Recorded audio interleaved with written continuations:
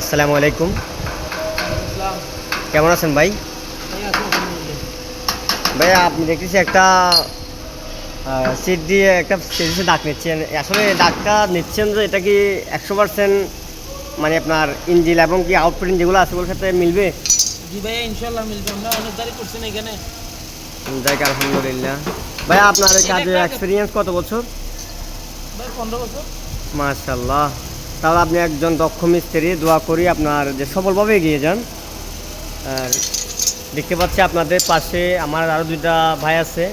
ভাইয়ারা কেমন আছেন? আলহামদুলিল্লাহ ভালো আছি। আপনি ভালো আছেন? আলহামদুলিল্লাহ। আমি চলে আসছি অতি শীঘ্রই আপনাদের মাঝে।